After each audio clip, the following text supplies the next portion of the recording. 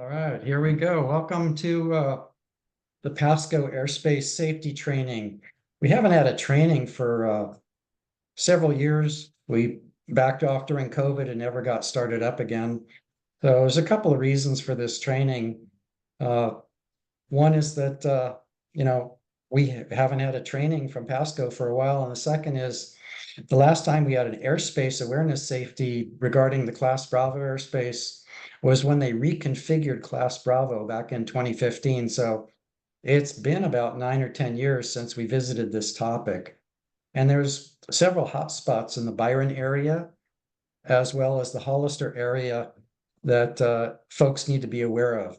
And some of the older time pilots, I'm sure, are aware of these areas, but just want to refresh everyone's memory on this topic.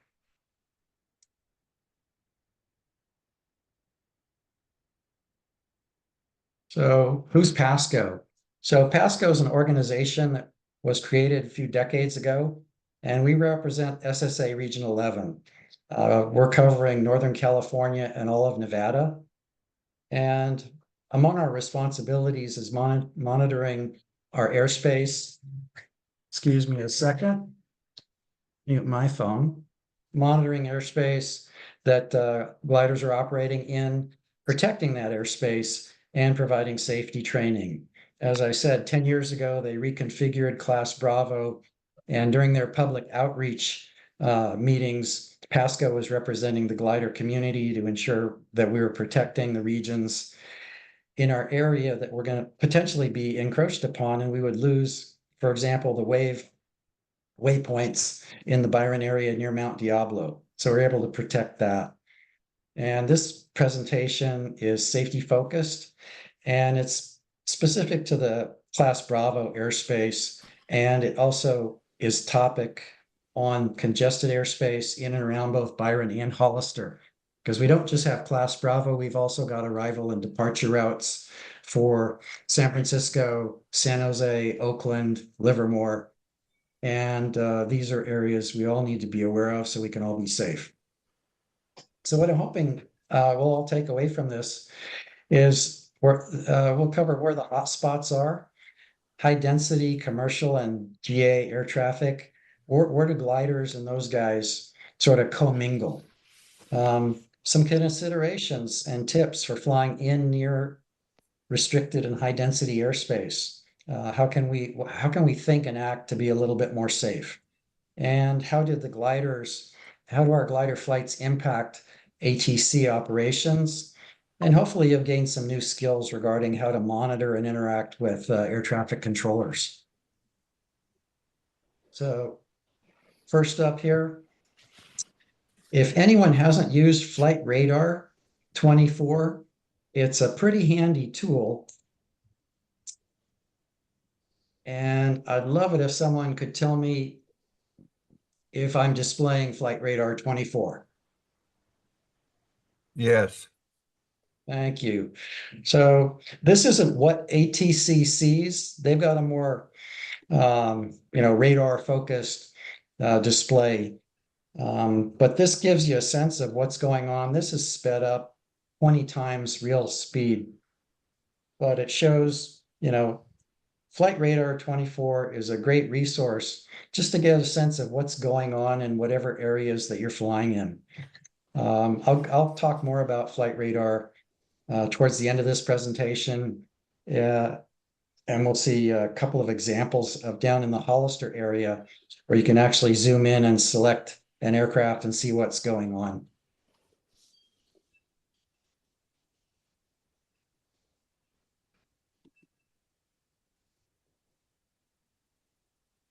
Are we back to the slide presentation?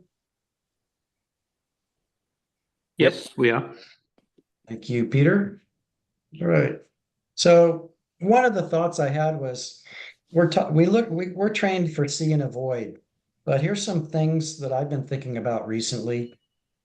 First bullet, what percentage of the time do you spend scanning for other aircraft? So there've been some topics talking about how much time should you spend looking at the instrument panel versus the outside world. and keeping it to a reasonable amount, but keeping it reasonably low. But part of the scan outside is not just where's the lift, and what does the terrain look like. We're also scanning and looking for other aircraft. So we've got the outside scan and we've got the instrument scan. On the instruments, some of our aircraft are equipped with FLARM displays. Some of them aren't. So the outside scan is pretty important. Also, when you're looking outside, where are you looking during your scan? Are you just looking at that 45 degrees left and right straight ahead? Or are you looking, side to side, all the way from wingtip to wingtip? You can't turn your head around backwards and look behind you, but if you look at the next bullet, airspeed limits, the speed limit below 10,000 feet is 250 knots. If we're cruising between 60 and 80 knots, that means that Southwest Airline jet is coming up on us at about 180 knots closing airspeed from behind. And then above 10,000 feet, they're typically cruising at 450 to 550 knots. And on a good wave day, we've even had some good epic, convective days down in the Hollister area where we're flying between 12 and 13,000 feet following those convergence lines. So the closing airspeeds can be pretty high, and think not just, what's in front of you that's going to hit you head on, but there's also a risk of being, rear-ended by something going way faster than we are. So just keep that in the back of your mind when you're thinking, am I safe? Is it a big sky? Yes, it's a very big sky, except when we're in these high traffic, high aircraft density areas. And, shit happens. So this is one of the more infamous accidents back in 2006, just east of Minden, at the south end of the Pine Nuts, around 16,000 feet, a Hawker jet collided with an ASW 27 in an 18-meter configuration. And if you look just below the canopy windscreen, you'll see the spar of the wingtip poking out of the Hawker jet. So his wingtip embedded right inside the front of the canopy, and it went all the way through the instrument panel, right into the lap of the left seat pilot. This was like a miracle miracle that no one died. There were injuries, but nobody died. The Hawker was trying to vector himself and get to land at Reno, but here he is on the ground at Carson City. He had absolutely no instruments at all when he was, after the impact. So he was able to land at Carson City, and the glider pilot bailed out, and he also landed with his life intact. The NTSB report, I've got a link to the NTSB report at the end of the presentation, and it says the probable cause, in quotes, the failure of the glider pilot to utilize his transponder and the high closure rate of the two aircraft, which limited each pilot's opportunity to see and avoid the other aircraft. So, we try to use see and avoid, but technology is also important, especially in a high density area. So this was in the approach corridor where the Hawker was coming in to land at Reno. So air traffic control. Air traffic control has what we call the ATC Bible. It's their policy document.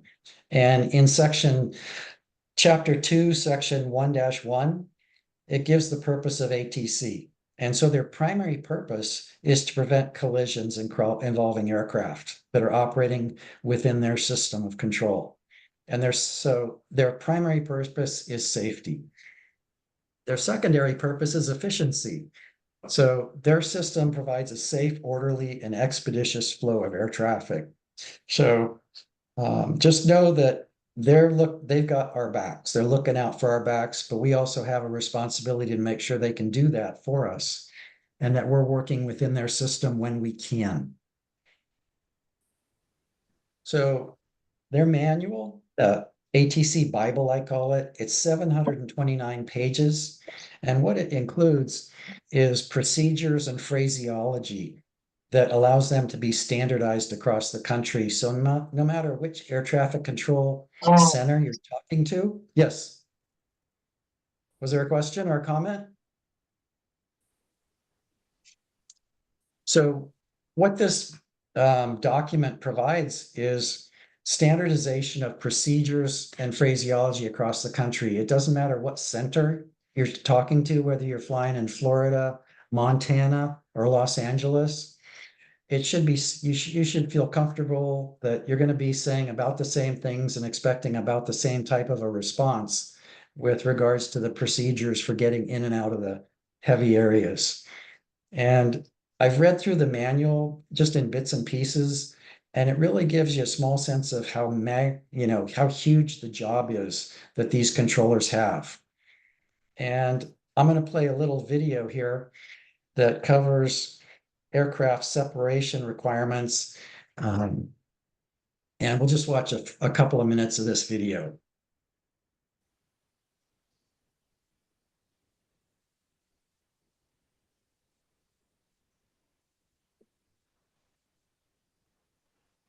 Dan? Aviation is highly sensitive to safety. One of the primary objectives of an air traffic controller is to prevent collision between the aircraft. This objective is achieved by ensuring that there is always a minimum separation between two aircraft. Every aircraft is separated by other aircraft by a set minimum separation. Primarily, there are two types of separations. One is horizontal separation and the other one is vertical separation. There are two ways of achieving the horizontal separation. One is using radar method, the other one is using procedural method. In this video, let us understand the horizontal separation using radar. Radar picks up the exact positions of all the aircraft in the sky that are within the range of the radar equipment and plots them on the radar screen. This screen is called a situation display. Air traffic controllers will refer to this screen and provide the required radar separation between the aircraft. Radar separation is achieved by ensuring that no aircraft come closer to other aircraft than the specified minimum distance. In other words, if a circle is drawn using the value of minimum radar separation as radius keeping the aircraft at the center, no other aircraft can enter this circle. Applicable minimum radar separation varies based on the accuracy of the radar equipment and the distance of the aircraft from the radar equipment. Generally, when an aircraft is flying, the minimum radar separation is set at 5 nautical miles or 9.25 kilometers. That means when an aircraft is flying, another aircraft cannot come closer than 5 nautical miles or 9.25 kilometers to this aircraft in any direction. In other words, if a circle with 5 nautical miles or 9.25 kilometers radius is drawn, keeping this aircraft as center, no other aircraft can enter this circle. If the aircraft is in terminal control area, meaning that the aircraft are close.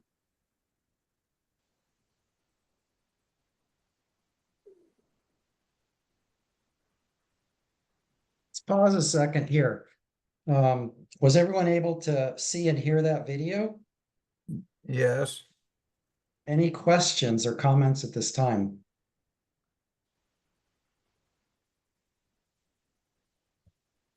Right. Moving right along. So I've got a sense of air traffic control and the separation requirements that they have, and that's outside of terminal control areas. Dan, I have a question. Please go ahead, This is Charlie. So, Charlie. a term was used there, which was called terminal control area. Yep. Now, that's a phrase I remember from about 30 years ago, which was before Class B and all that. Is that a lump sum phrase used for all? I mean, what are they talking about? Terminal control area? Any airport that has a terminal? So not any airport that has, well, the word terminal might need to be defined, but San Francisco has a terminal control area. So there's a special TCA chart for San Francisco. So we have, in addition to a sectional, we've got a TCA. I Okay, think so that covers a Class B airspace, is what you're saying. and it's bigger than the Class B, but yes. And so Right. once you get inside the terminal control area, you're on the approach path or you're within a departure path of a major airport. And so in that case, they're allowed to reduce the separation from 5 nautical miles to 3 nautical miles. But most of the Okay. time, we're going to be flying outside these terminal control areas. So it's safe as just to assume that we've got a 5-mile separation if we're in communication with ATC, and that's what they're trying to provide as far as a buffer zone between all aircraft. Okay, so for my sake, for my clarification, a terminal control area, is that referring to an airport that has a terminal control area chart? Yes. Okay, which would be basically any Class B airspace. I think that's a fair assumption, Charlie. Thanks. Okay. Any other comments or questions at this point? Right. So I've got this 729 pages of a traffic control manual, and gliders are only given a 1-paragraph footnote in that manual. And this is how it reads. It's in chapter 5, section 2.9, and it's footnote 3. So think about you flying gliders, and this is, basic training that the traffic controllers get. This is everything they know about gliders. Gliders not in contact with an ATC facility should squawk 1202 in lieu of 1200. We operate under some flight maneuvering limitations. We go from essentially stable, stationary targets while climbing and thermaling to moving targets very quickly.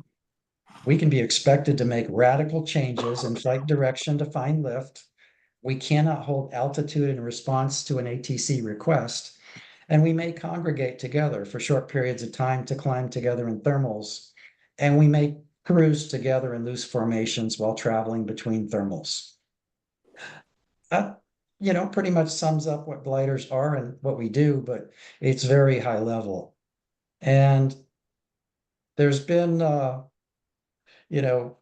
think air traffic controllers get 2 years of training, but they get this 1 paragraph, unless they're in a heavy glider operation area like Reno, this might be all they get. So when we're talking to them, we need to just understand that they're more, versed with interacting with the GA and commercial jet community. And I had an interaction with ATC supervisor from NorCal out of Sacramento a couple months ago. And he told me that in the 2 years he's been working as an ATC supervisor out of NorCal and Sacramento, he's never seen gliders climbing and flying in the wave areas around Mount Diablo. So we can't always assume that they know what we normally do. They've got their day-to-day operations and they know where the jets are going. They know kind of sort of what the GA traffic is doing. And we're just random, targets out there, unpredictable random targets. So what we need to recognize when we're flying in congested airspace is that the controllers are actually operating in a new world nowadays. If you're paying attention to aircraft accidents in January and February, there were multiple loss of separation events in the congested airspace all across our country. And there were multiple injuries and multiple fatalities in those aircraft incidents and accidents and crashes. And over the years, Minden's been plagued with they had a couple of bad accidents, the Hawker jet in 2006. And then last year, there was an accident in the pattern where 2 GA planes collided. So shit happens. And so there's heightened awareness and heightened attention on air traffic control and general aviation. The controllers are under heightened workloads. They told me they're understaffed, and now even to the point where they're no longer able to even provide outreach safety training to the pilot community. I've been trying to schedule for the last 3 months a visitation to the Sacramento NorCal facility, and they said, there were some dates that they could bring me in, but because of what's going on right now, they've had to cancel all of their outreach programs, and they can't bring anyone in. And they're likely new. So because of the high turnover rates, most of them, might not even be there for more than 2 years on the job. So there's a lot of guys and gals that have graduated and moved on. Their careers are over just because they've aged out. So we've lost a lot of the institutional knowledge that's been there for decades. And we're dealing with a new crop of people. So we have to educate them on who we are, what we do, and educate ourselves on how to interact with them. And that's part of what I'm doing in my communications, just like Zach is doing in Southern California. I'm trying to introduce NorCal facilities that don't really deal with gliders a lot to who we are and what we are. And here's a couple of sort of catch-all regulations that if ATC sees us not operating in what they consider to be a safe manner of flight, they can fall back on these two regulations, Part 91, Section 13 and 103. Chapter 13, aircraft operations for the purpose of air navigation. So while we're flying, we should not operate our aircraft in a careless or reckless manner so as to endanger the life or property of another. So fly safe. And chapter 103, pre-flight, is when we're not flying, each pilot and command shall, before beginning a flight, become familiar with all available information. So pre-flight isn't just, is my aircraft ready to go?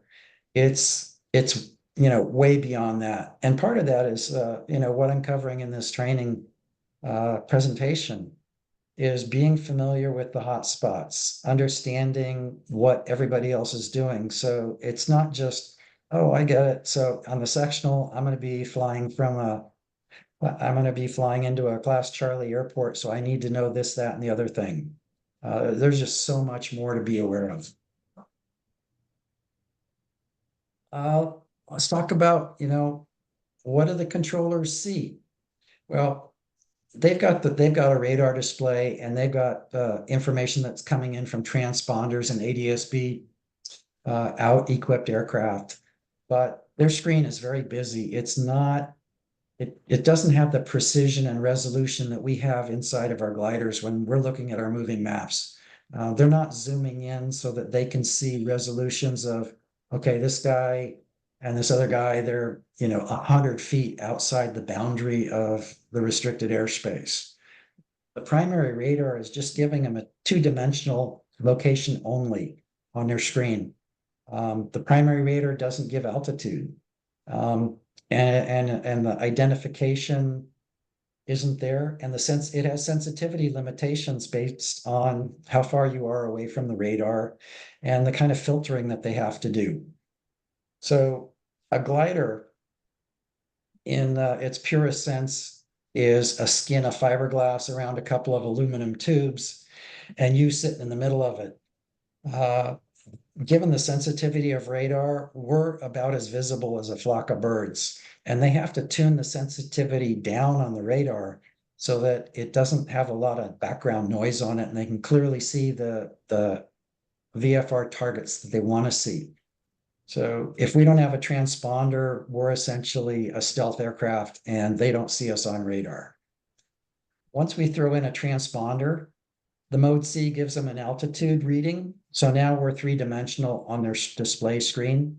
And with Mode S, they also have the ability to identify us. If you want to really dive deeper into radar, transponders, and ADS-B, I'd encourage you to look at Zach's presentation because he does a much deeper dive into the technology. Any comments or questions at this point?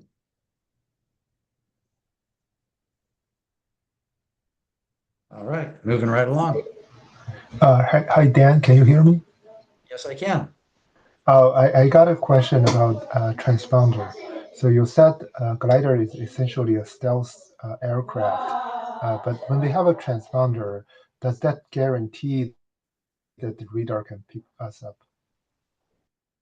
Say that one more time, please. When we have a transponder in the glider, does that kind of guarantee the radar can see us? So the answer to that is no. And it's a conditional no. So once every 2 years, we get a transponder check. And that verifies that the transponder is functional and can be seen 4 feet away. But, ATC is looking 30 miles away, 50 miles away, 100 miles away. So they might see, so if your transponder is fully functional, yes, they should see you and they should be pulling in your altitude in addition to your two-dimensional VFR target and space off the radar. But in Zach's presentation, he says, it's not, it's not totally a bad idea to call ATC, every once in a while, like, I don't know, maybe once a year, in between your 2-year checks and ask them, are you seeing my transponder? Yeah, are you pulling in an altitude? He said he's gotten calls from ATC saying his transponder was intermittent. And once the antenna on his transponder actually got knocked off out of position from the tow rope when he was on tow. So it passes his biennial transponder check, and ATC could see it earlier on in the year. But during that flight, when he called them, they said, your transponder is intermittent or non-functional. So that gives you another, it's another data point to show that just because your transponder passed its test and you turned it on, you're not guaranteed that they're going to see you. But for sure, if the rules say if you've got a transponder, you have to turn it on. So the best you can do is do those checks and make sure it's on. Thank you, Dan. Yeah. Anybody else? Dan, this is Charlie. Just to be more specific about that rule, if you have an operable transponder installed and it's current, then you're required to have it on anytime you're in controlled airspace. Thank you, Charlie. And I just wanted to comment on, because I fly in a club, BASA, and, we have 5 gliders. We share between 50 pilots. We're pretty good about making sure batteries are up to snuff. We do have one glider that has a tail battery that we normally operate the transponder off. And that particular tail battery is, in my opinion, in my words, kind of notorious in terms of its ability to hold a charge. So it's possible that, if you think your battery's up to snuff, it may not be, and it might not be transmitting a signal, through the transponder that other aircraft can see. And so just to quickly elaborate on that. Yeah, I thanks, think Charlie. And when you look at, if you look at Zach's presentation video, his recording, he also covers this when he's doing a little deeper dive into transponders. And he says, depending upon the model of the transponder, there's usually a visual indicator when it's pinging out. So the radar from the ATC radar will send out an interrogation to the transponder, and the transponder will reply to that interrogation. And that's every time the radar sweeps across the sky. So about every 20 seconds, your transponder will light up as it's being interrogated and shooting out a reply. And that's one way you can see if the transponder is working.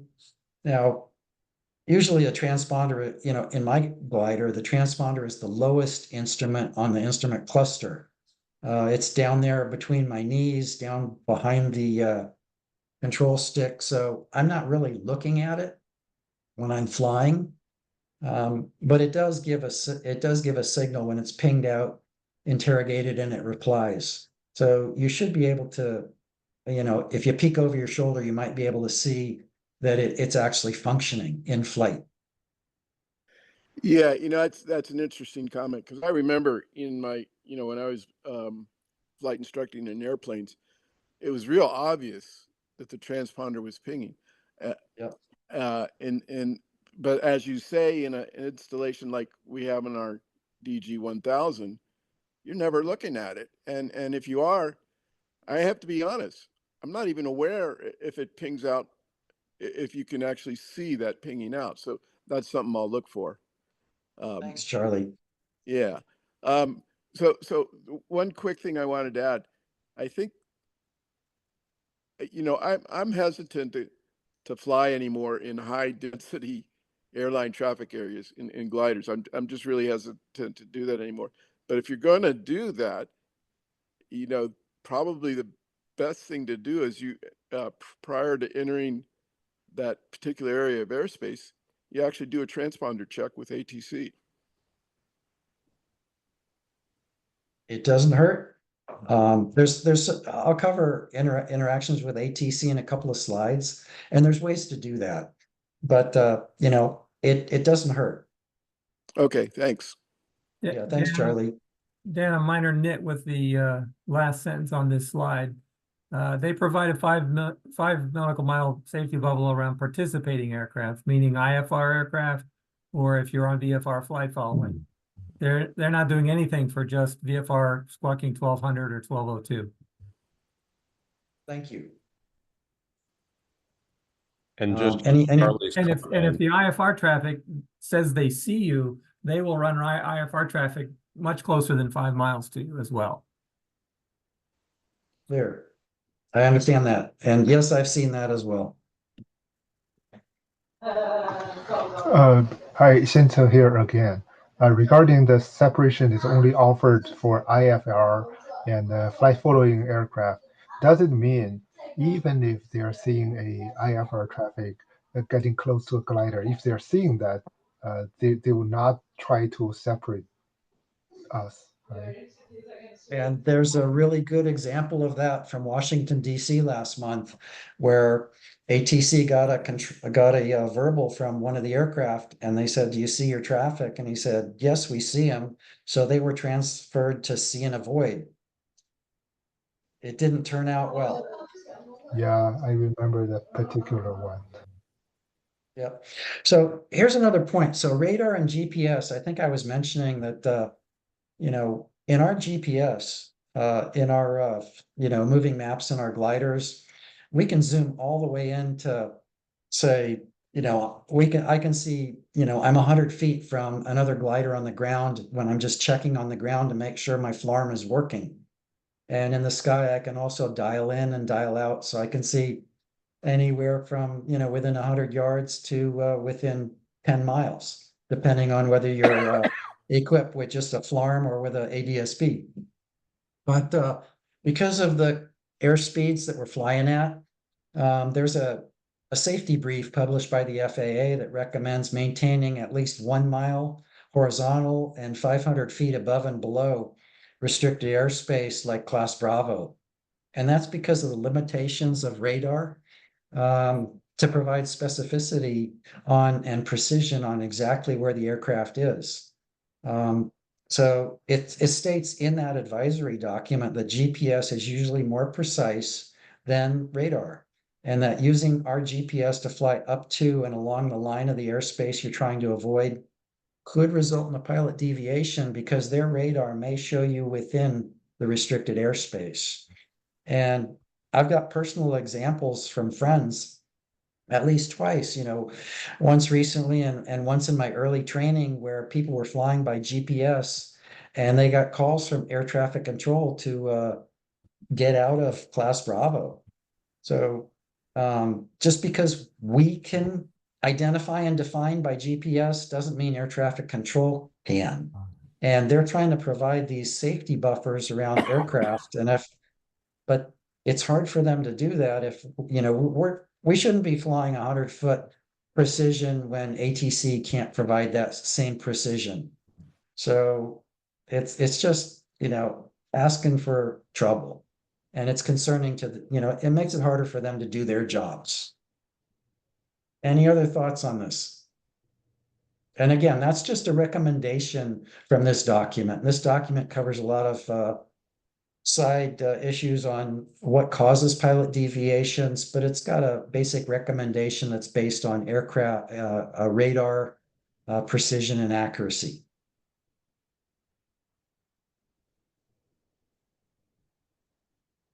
And I also want to cover TCAS. So, Arc Alarm is a rudimentary TCAS system. And the commercial jets flying with TCAS, if they see another target, depending on how close that target is, they'll get a traffic advisory alert, which is a warning. And then if a collision is imminent, they'll get a resolution advisory notification, which will instruct the pilot to either climb or descend to avoid the collision. And what I mean by collision is, let's call it a loss of separation event, where the aircraft are going to get too close to each other. And if you want to understand how this TCAS system works, I've got a link in the back of the presentation, which is the FAA booklet on Introduction to TCAS. So that's another place you can go to get a better understanding of that. But special note is, if you don't have a transponder, you're not only invisible to ATC, you're also invisible to TCAS. And when an aircraft gets that resolution advisory, based on the potential converging airspeeds, they're about 25 seconds from either a loss of separation or a collision. And you can also dial in and out the sensitivity of the TCAS system. And so based on the sensitivity and the converging airspeeds, that's why there's a plus or minus, but you're talking pretty close. And any time they get a TCAS alert or advisory, they have permission to override any clearances or instructions. The pilot is now responsible or has the authority to do anything required to avoid the collision. And here's sort of a visual on that. So in the green boundary, you're outside where the TCAS would signal an alert. Once you get within a little over 3 nautical miles away from your aircraft, if the intruder or target aircraft is within 3 nautical miles ahead, then you get the traffic advisory. And it will say, traffic advisory. And then once the aircraft is within 2 nautical miles, you get that resolution advisory where it says you have to take, action. And that's when they get the alarm and the pilot takes over and he has to either climb or descend, and the TCAS system will tell him what to do. So this is just a top-down view. If you look at the lower box, that's sort of a side view. So not only are they looking at horizontal distances, but they're also looking at vertical altitude separations, where if 2 aircraft are gonna, go right over if an aircraft's gonna go right over the top of me, but he's 1,000 feet above me, my TCAS system is gonna say, you're safe. But if he's gonna cross within 800 feet above or below me, it'll give me an alert. And if he's gonna be within 600 feet above me or below me, then I'm gonna get that resolution advisory where I have to take action. And it'll tell me if I need to climb or descend to avoid that conflict. So this gives you a sense of both vertical and horizontal distance. the safety bubble that the TCAS system is trying to avoid. And it's not just, oopsie. So I'm going to show a little video that tells you the extra workload that's put on the pilot and command when a TCAS advisory comes on. And this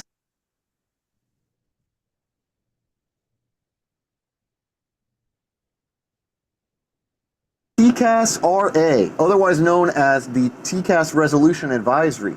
Now, we're going to hear in just a moment here what's first called a TA, or a traffic alert. I'll narrate the process through that, and then we'll get the actual resolution advisory. So And I want to pause the video a second here. If you can see my cursor, look at his screen that's being displayed down in the lower right. Think of that like your moving map. So at the bottom of the screen, his aircraft is highlighted in yellow.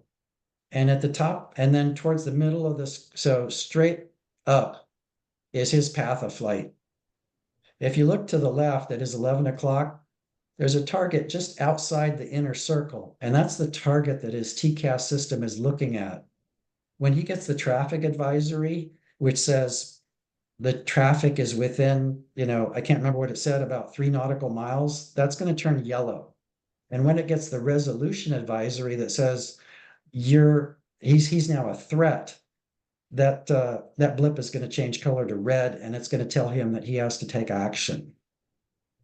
with that, here comes your TCAS RA.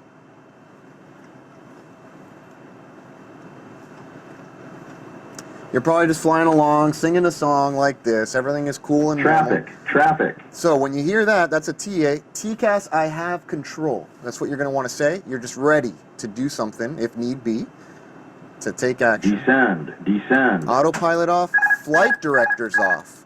Pilot monitoring turns off the flight directors. Notice Juan's doing that for me, and I go right into the green band. I'm in speed mode, column 1, variable thrust mode. Very important for that. Okay, obviously I got a little altitude alert there. That's okay. That's because we are deviating. Level off. Just complying. Now at this point, your pilot monitoring, of course, would be Clear of conflict. notifying ATC, right? But one of the main things I want to point out now that we're clear of the conflict is the speed mode in column 1. That's the reason we want to have both flight directors off. So at this point, we're going to re-automate. It always begins with auto thrust. Auto thrust is already on, and the thrust levers are in the climb detent. So now I'm simply going to say flight directors on, and Juan will go ahead and place my flight directors on. Notice it defaults into vertical speed heading. So I'm going to say select open climb. And Juan will go ahead and select open climb. It'll give me flight director guidance and fixed thrust at the thrust climb position. See that thrust climb, open climb now. 5,000's blue, we're heading right back up. I'm just following the flight director, and now I'm going to command autopilot 1. Autopilot is on. Okay, as noted by column number 5, we would of course advise ATC we're returning to the last assigned altitude, speed out star, calling out my FMA, and that is your TCAS RA.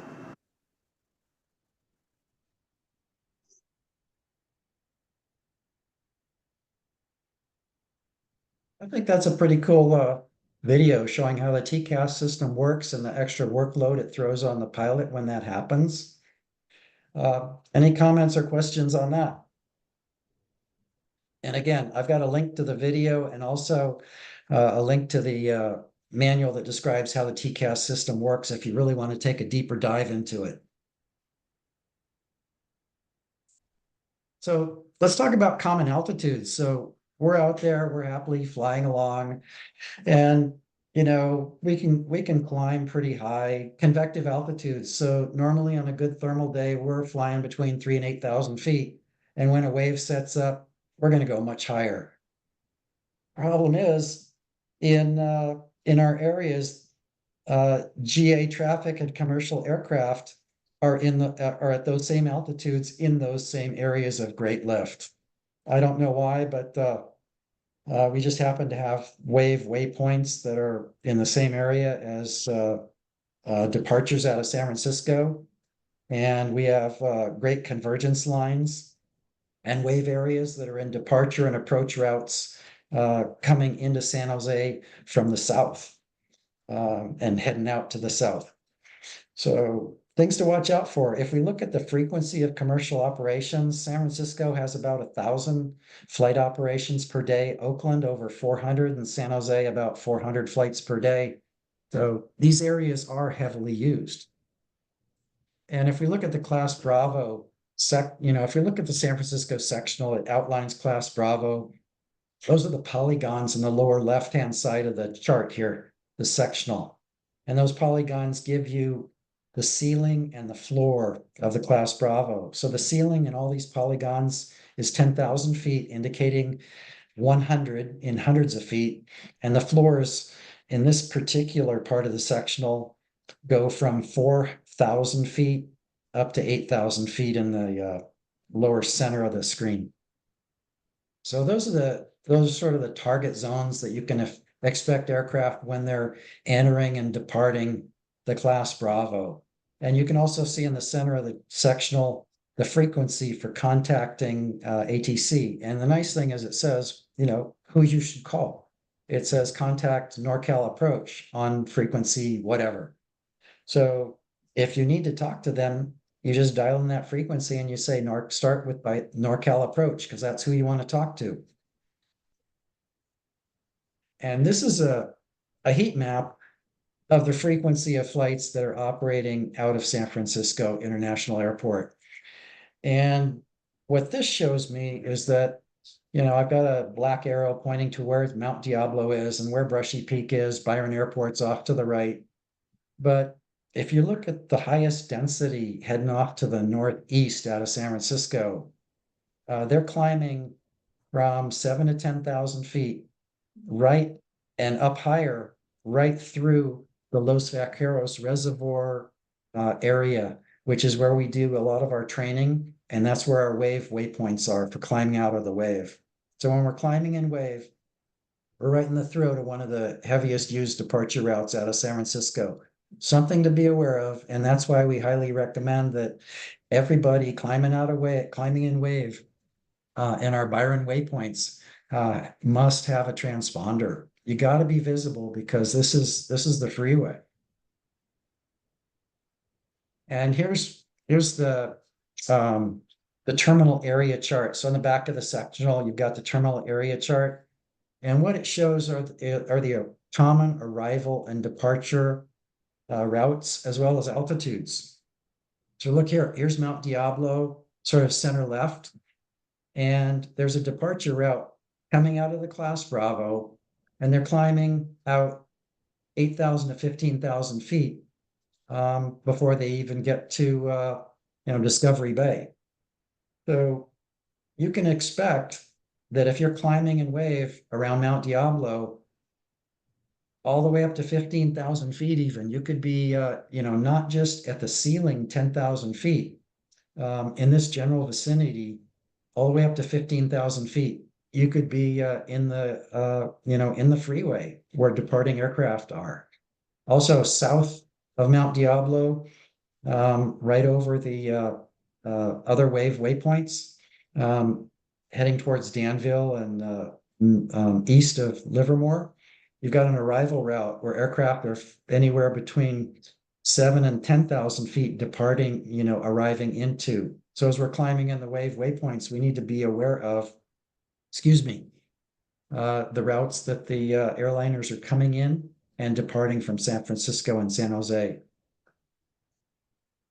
And this is an example of the ILS or an RNAV approach plate. And another thing to be aware of, I'm going to go back to the previous slide, is this is Brushy Peak. Here's Byron Airport.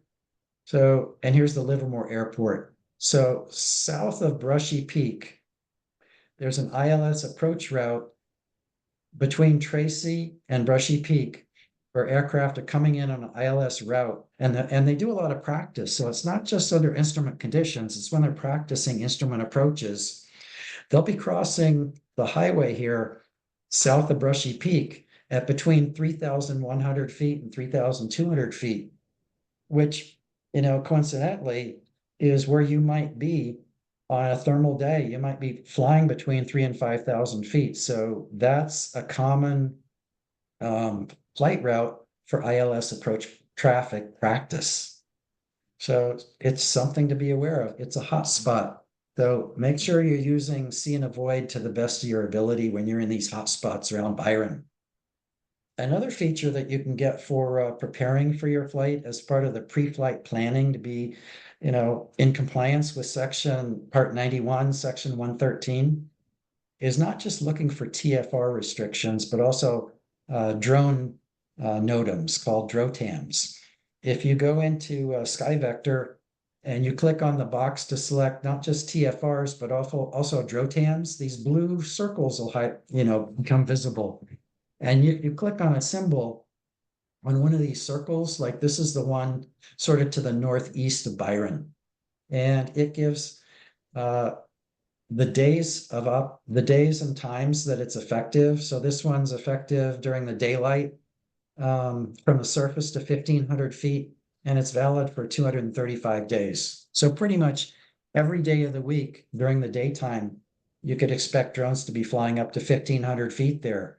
And that's, northeast. So that's where we're entering the 45 to land at Byron. Something to be aware of. And this is a useful tool. So don't just look for the TFRs. Now we've got DROTAMs available. Check it out. It's a pretty handy tool. And drones come in two flavors. We've got unmanned aerial vehicles, the UAVs, and we've got uncrewed aircraft system, or the UAS. The UAS, those are the bigger things, prone predators and predator drones, stuff like that. Those will usually be flying much higher, but the UAVs are the ones that are you're going to have those DROTAMs around them, and they're being controlled by Part 107 for UAV operations, usually so they'll be below 400 feet above the ground, and they'll be under 55 pounds weight. But there's a company called Zipline that's operating in the North Bay, and they're operating vertical takeoff and landing aircraft that are about 6 feet by 6 feet, and they weigh just under 55 pounds fully loaded. You don't want to hit one of those things. So I called those guys and asked them, what are their, detect and avoid technologies? So they've got ADS-B in. If you've got ADS-B out, they can see you. They have cameras. So they're training their cameras to detect other aircraft. So they're going through machine learning to figure out what do the aircraft look like so that the drone, if it sees an aircraft, it can make itself aware. They've also got onboard microphones, and they're tuning out the drone noise so that they can dial in and hear other aircraft noise from the aircraft engines. But that's not going to work for gliders because we're stealthy and silent. So it's really important to know where these DROTAMs are just to keep safe. Again, we're talking about, high density aircraft traffic areas. And this is also an area to be, take notice of. Hollister. We've got some great flying down in the South Bay, but there's a couple of danger zones. So coming out of San Jose, and so we've got a couple of departure routes that go right through the Gilroy Convergence on the west side of Highway 101 and over the Santa Cruz Mountains, over, just to the east of Mount Umunum to the high radio tower that's on the Santa Cruz Mountains south of it. So be conscious. If you look at the altitudes, they can be anywhere from 3,000 to 15,000 feet. That's what we'll be flying at, but commercial jets will also be 3,000 to 15,000 feet in these areas. You can see the floor of the San Jose Class Charlie goes from 3,000 to 6,000. So be conscious, be aware, and also look at the danger zone to the upper right. The aircraft there between 8,000 and 15,000 feet, departing San Jose and departing Oakland or San Francisco. So those altitudes, same altitudes we can be flying, because a good convective day over the San Antonio Valley will be up around 10,000 feet, hopefully, for sure, at least 8,000. So again, we're in congested airspace. So let's go back to flight radar. Here's a Learjet flying over the San Antonio Valley inbound for San Francisco or Oakland or Hayward, but he's just below 10,000 feet. And how fast can he be flying? So think about what's the speed limit for him. So he's below 10,000 feet, means he's got a speed limit of 250 knots maximum. So you could be in the same airspace as him in the convective zone, and he's approaching you at over 200 knots. Just, take notice that it happens. Also, here's a Pilatus. He's just under 5,000 feet over the Santa Cruz Mountains, around in the Los Gatos area, around Mount Umunum. We fly there under the clouds, usually at the same altitude as this guy. So see and avoid. Just because it's a great thermal day doesn't mean there's not going to be commercial air traffic right at the same place. So we're not just looking for gliders, we're looking for other guys as well. And when we talk to ATC, it's really not, it is intimidating if you haven't done it much. But those of us who started in GA with power, we have to talk to air traffic control. Part of getting in and out of the Class Charlie airports. But gliders, not so much. So if you follow, some simple common sense steps, it's not going to be that hard. On your sectional, you'll see the frequencies to dial in. So tune in before you get into a high density air traffic area. Just dial in the approach frequency and listen. Get a sense of what's going on. Get a sense of the cadence of the conversations. Is it just nonstop, boom, boom, boom, or are there big gaps? It could be a busy day, or it might be a light day. But you get a sense of, how busy it is and how big the spaces are, where you can join in the conversation and talk to, approach control. You might want to ask them for flight following. You might just want to let them know where you are and what you're doing so that they're aware of your intentions and they can divert traffic around you if need be. But before you call them, think about what you want to say. That'll help a lot. And then the basic steps are, who are you going to call? Well, for example, I'm calling NorCal Approach.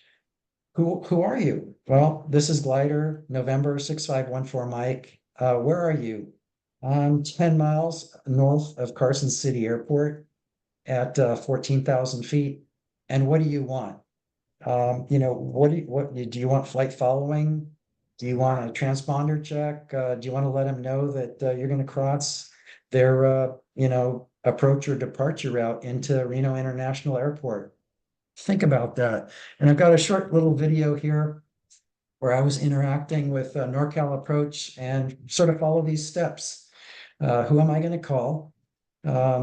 Think about what you're going to say before, but start off by listening to the frequency, get a sense of the cadence of the calls into and out of the approach frequency. When I started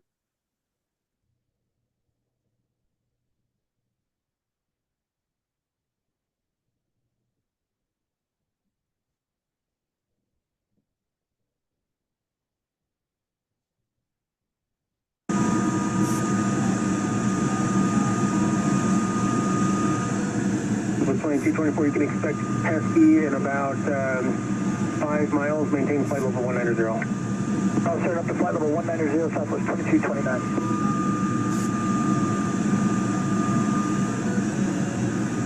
Cal approach, Cherokee 7824 Whiskey, Spooner Pass, 8,700 for full stop Reno with Zulu.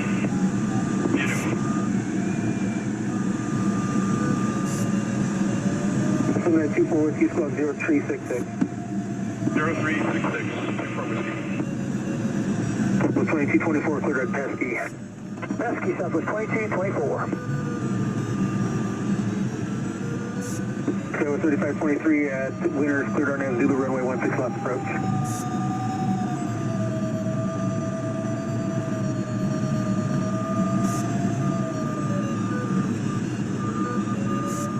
Reno approach, glider 6514 Mike. 6514 Mike, NorCal. 6514 Mike is 7 miles north of Carson City Airport, climbing through 14,000. Once I get to the top of this thermal, my intention is to cross to the valley to the west. 6514 Mike, direct approach. Roger, you're going to go over Mount Rose there? Correct, 14 Mike, heading for Mount Rose. 14 Mike, roger there. Thank you, I appreciate the heads up. Yeah, I saw your southwest departure. Yeah, I vectored to the east of you guys. I saw you out there over Virginia City. We're well above.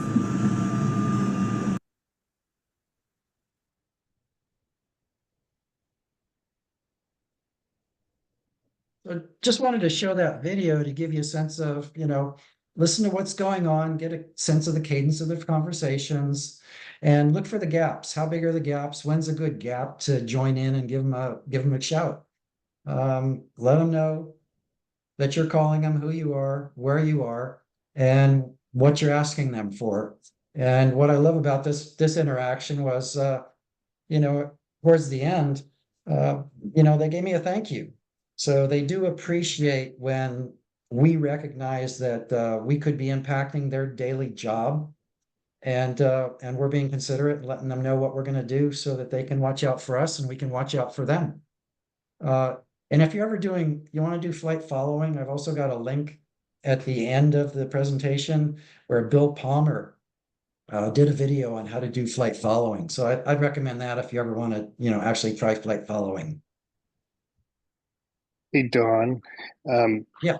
One thing, this is John, I fly general aviation, single engine, and as well as gliders. And one thing I find really useful, and I was taught to do, is when you're listening to ATC, is to try to identify when they're talking to another party, you want to identify what are they asking that other party, so you can anticipate their return message so that you're not stepping over them or introducing a new topic to that controller.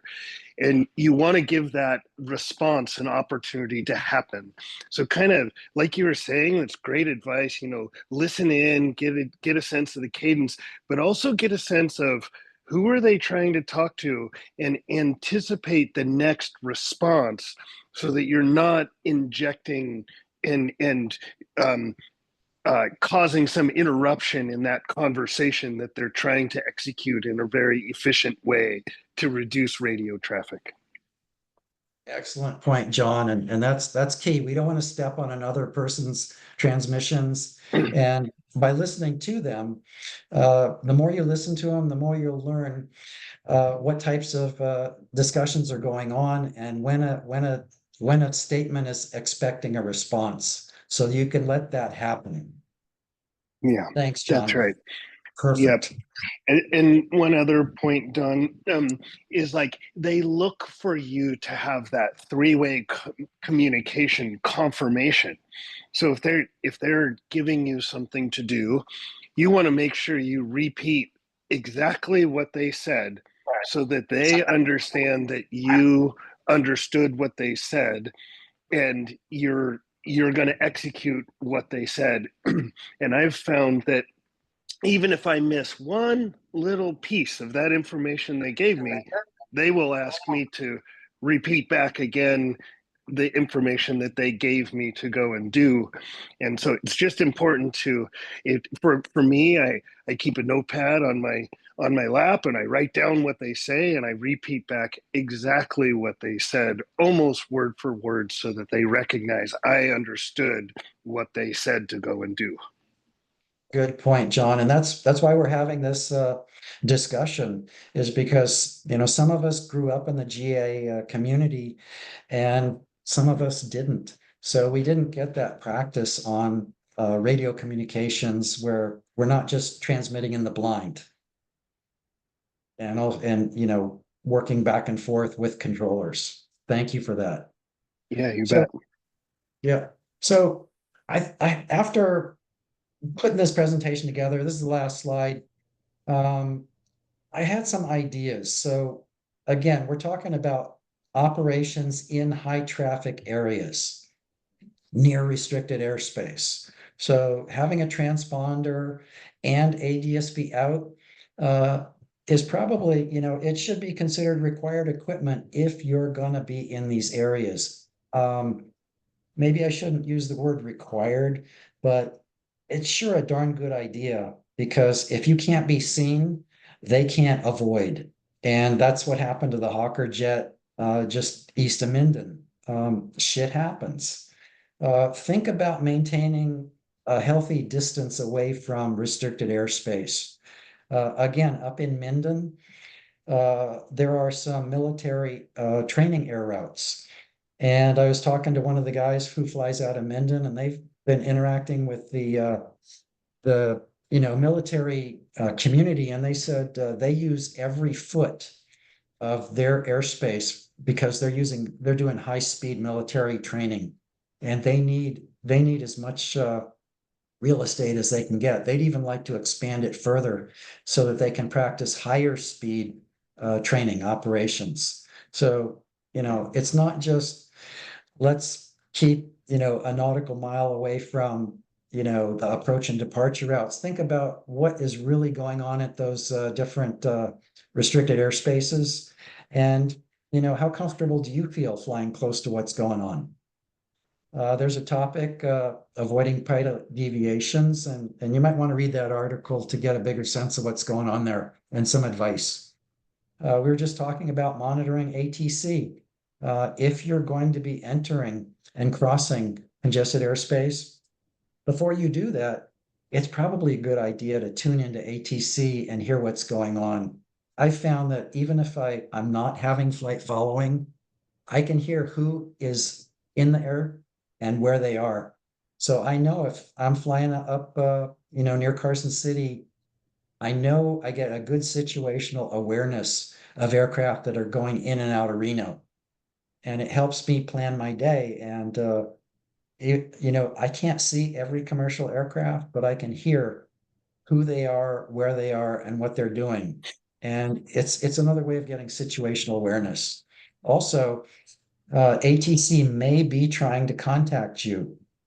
I've heard ATC when I was monitoring trying to contact other gliders to ask them what's going on, and even GA traffic. Somebody else told me that they were flying down near the Hollister area, and he was outside of the approach and departure corridor. He was on the east side of Highway 101, and there was a GA aircraft on the west side that crossed right through the departure route of San Jose. And ATC was trying to contact that guy, and they tried to contact him 3 times, and he never responded. He wasn't on their frequency.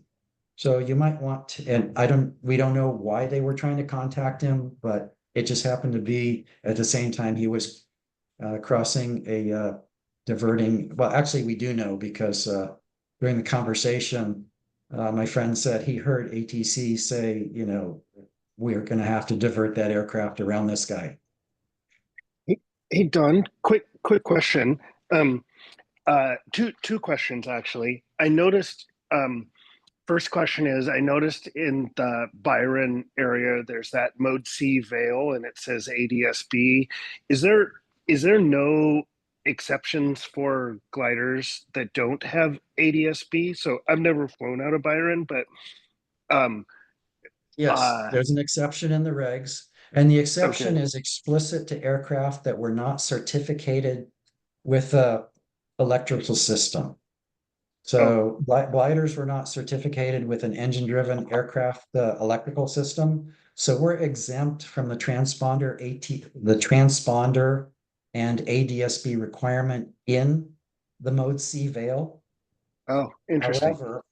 However, I wouldn't want to fly on an approach and departure corridor without at least a transponder, and maybe even better with ADSB. Right. Makes sense? Understood. Yeah. Thank you. And then second question, I remember sometime last year we were having one of these talks about the Reno airspace, and I can't remember the details, but maybe you can remind me, because I'm flying a lot more up in that area these days. There's something about of course, I would love to have ADS-B out, but I do not yet. And there's something about flying over the airspace that someone mentioned. There's some sensitivity or Right. there's some guidance there. Can you remind me what that is? Sure. So the regs give us, for transponders and ADS-B, the regs give us a get out of jail free card above 10,000 feet. So above a Class C or a Class Bravo airspace, gliders are exempt if they're above 10,000 feet MSL. However, so when we look at Class Bravo, the ceiling of Class Bravo is 10,000 feet. So it's kind of sort of, okay, I'm above 10,000 feet and I'm above Class Bravo because it's 10,000 feet. The thing about Reno is the ceiling of Reno is 8,400 feet. So it used to be that we could fly, before this requirement came into place, we could fly down to 8,500 feet above Reno. But the exemption that we have is for 10,000 feet and above. So if you don't have ADS-B, you have to be higher than 10,000 feet, even though you're above the ceiling of Reno, which is 8,400, because the requirement is ADS-B up to 10,000 feet. And that's where above, but our exemption starts at 10,000 feet. And so Got it? realistically, though, if you're on glide, you don't want to start your glide at 10,000 feet and think you're all good. You want to have that descent rate calculated into your altitude. Right. And, I'm not giving a cross-country training here and I'm not giving a mountain training, but up in the mountains, you'll get all of that stuff in your mountain training, in your thermal camp and your cross-country camp and just your general communications and annual safety training flying out of air sailing. So that should be part of your annual training and awareness. Cool. Thank you. Okay, thanks. And then, bullet 3. So monitor ATC if you can. Even if you just have a backup handheld radio tuned into the ATC frequency, that's helpful. But again, I think of that as when I'm considering crossing congested airspace, just for safety for me and for them.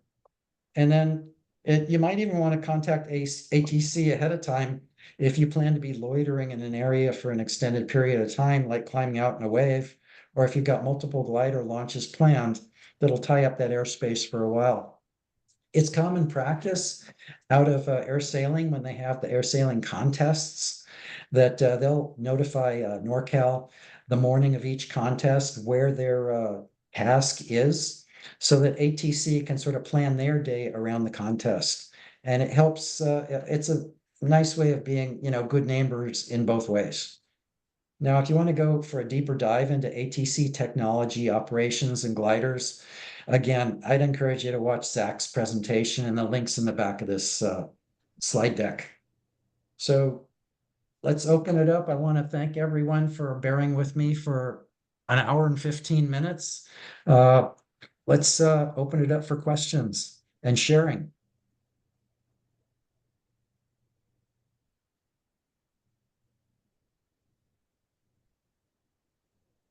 I guess everybody's happy. Well, that's great news.